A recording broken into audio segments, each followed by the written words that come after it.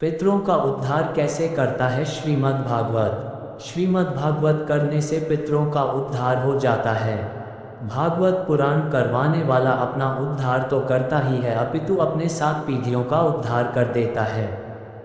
पापी से पापी व्यक्ति भी यदि सच्चे मन से श्रीमद् भागवत की कथा सुन ले तो उसके भी समस्त पाप दूर हो जाते हैं। जीवन पर्यंत कोई पाप कर्म करता रहे और पाप कर्म करते करते मर जाए एवं भयंकर भूत प्रेत योनि में चला जाए, यदि उसके नाम से हम श्रीमद् भागवत कथा करवाएं तो वह भी बैकुंठ लोक को प्राप्त करता है। इसके पीछे एक अद्भुत एवं विचित्र कथा है।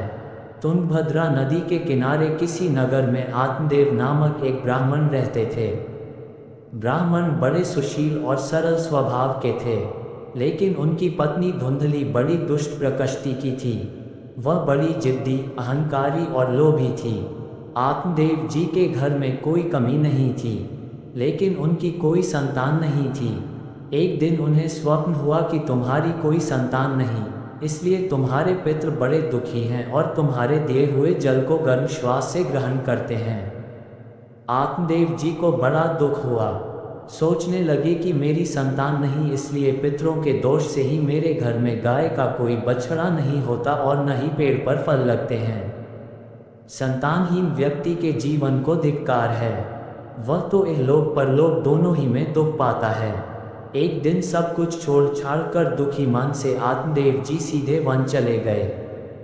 2-3 दिन तक वन में विलाप करने के पश्चात एक दिन उन्हें वहां एक महात्मा के दर्शन हुए और अपने दुख का कारण बताया।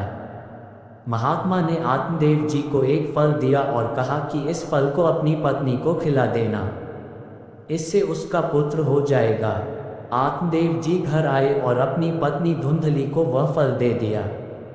धुंधली ने सोचा कि ये पता नहीं किस बाबा से उठा लाए हैं, फल खा के कुछ हो गया तो चलो संतान हो भी जाए तो उसे पालने में कितना कष्ट उठाना पड़ता है।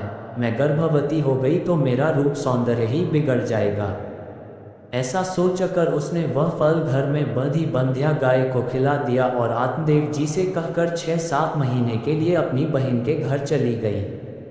कुछ महीनों बाद बहन का पुत्र लेकर लौटी और आत्मदेव जी से कहा कि मेरा पुत्र हो गया। आत्मदेव जी बड़े प्रसन्न हुए और धुंधली के कहने पर उस पुत्र का नाम धुंधकारी रख दिया। इधर धुंधली ने जो फल अपनी बंध्या गाय को खिलाया था, उस गाय ने भी एक सुंदर से बालक को जन्म दिया, जिसका पूरा शरीर मनुष्य की तरह और गाय की तरह उसके कान थे। इसलिए आत्मदेव जी ने उसका नाम गोकर्ण रख दिया। धीरे धीरे दोनों बालक बड़े होने लगे तो गोकर्ण पढ़ लिख कर विद्वान और ज्ञानी बना, लेकिन धुंधकारी बड़ा दुष्ट पैदा हुआ। गोकर्ण पंडित और ज्ञानी, धुंधकारी महाखल्लाह। गोकर्ण पढ़ने को बनारस चला गया।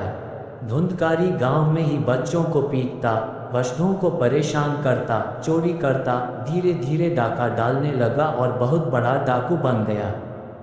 मांस मदिरा का सेवन करता हुआ धुंधकारी रोज मध्य रात्रि में घर आता। आत्मदेव जी को बड़ा दुख हुआ। पुत्र को बहुत समझाया, लेकिन पुत्र नहीं माना। बड़े दुखी मन से आत्मदेव जी सीधे वन को चले गए और भगवान का भजन करते हुए आत्मदेव जी ने अपने शरीर का परित्याग कर दिया। अब घर में माँ रहती तो माँ को भी धुंधकारी परेशान करने लगा, यहाँ तक कि माँ को पीटने लगा। एक दिन धुंधली ने भी डर कर अर्धरात्रि में कुएं में कूदकर आत्महत्या कर ली। अब तो धुंधकारी घर में 5-5 वेश्याओं के साथ में रहने लगा। एक दिन धन के लोभ में उन वेश्याओं ने धुंधकारी को मदिरा पिलाकर जलती हुई लकड़ी से जलाकर मार डाला और धुंधकारी को वहीं दफनाकर उसका सारा धन लेकर के भाग गई। धुंधकारी जीवन भर पाप कर्म करता रहा और मरने के बाद भयंकर प्रेत योनि में चला गया। एक दिन गोकर्ण जी तीर्थ यात्रा से लौटे तो जाना कि धुंधकारी प्रेत योनि में भटक रहा है। तब गोकर्ण ने अपने भाई के निमित्त श्रीमद् भागवत की कथा करवाई। 7 दिनों तक कथा सुनने के पश्चात धुंधकारी प्रेत योनि से विमुक्त होकर दिव्य स्वरूप धारण कर भगवान विष्णु के लोक में पहुंच गए। इसलिए पितरों के निमित्त श्रीमद् भागवत कथा करवाने से पितरों को मुक्ति मिल जाती है। श्रीमद् भागवत कथा सुनने का फल। मानव जीवन सबसे उत्तम और अत्यंत दुर्लभ है। श्री गोविंद की विशेष कृपा से हम मानव योनि में आए हैं। भगवान के भजन करने के लिए ही हमें ये जीवन मिला है और श्रीमद् भागवत कथा सुनने से या करने से हम अपना मानव जीवन में जन्म लेना सार्थक बना सकते हैं। श्रीमद् भागवत कथा सुनने के अनंत फल हैं। श्रीमद् भागवत कथा सुनने से मनुष्य को आत्मज्ञान होता है।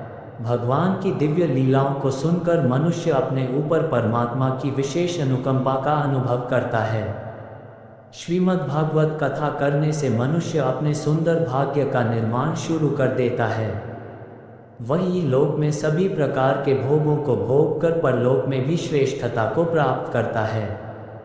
श्रीमद् भागवत कथा मनुष्य को जीना सिखाती है तथा मृत्यु के भय से दूर करती है एवं पितृदोषों को शांत करती है। जिस व्यक्ति ने जीवन में कोई सत्कर्म न किया हो, सदैव दुराचार में लिप्त रहा हो, क्रोध रूपी अग्नि में जो हमेशा जलता रहा हो, जो व्यभिचारी हो गया हो, परस्त्रीगामी हो गया हो, यदि वह व्यक्ति भी श्रीमद् भागवत की कथा करवाए तो वह भी पापों से मुक्त हो जाता है। जो सत्य से विहीन हो गए हों, माता पिता से भी द्वेष करने लगे हों, अपने धर्म का पालन न करते हों, वे भी यदि श्रीमद् भागवत कथा सुने तो वे भी पवित्र हो जाते हैं। मन वाणी बुद्धि से किया गया कोई भी पाप कर्म, चोरी करना, छद्म करना, दूसरों के धन से अपनी आजीविका चलाना, ब्रह्म हत्या करने वाला भी यदि सच्चे मन से श्रीमद् भागवत कथा सुन ले तो उसका भी जीवन पवित्र हो जाता है। जीवन पर्यंत पाप करने के पश्चात मरने के बाद भयंकर प्रेत योनि, भूत योनि में चला गया व्यक्ति के नाम पर भी यदि हम श्रीमद् भागवत की कथा करवाएं तो वह भी प्रेत योनि से मुक्त होकर मोक्ष प्राप्त कर लेता है।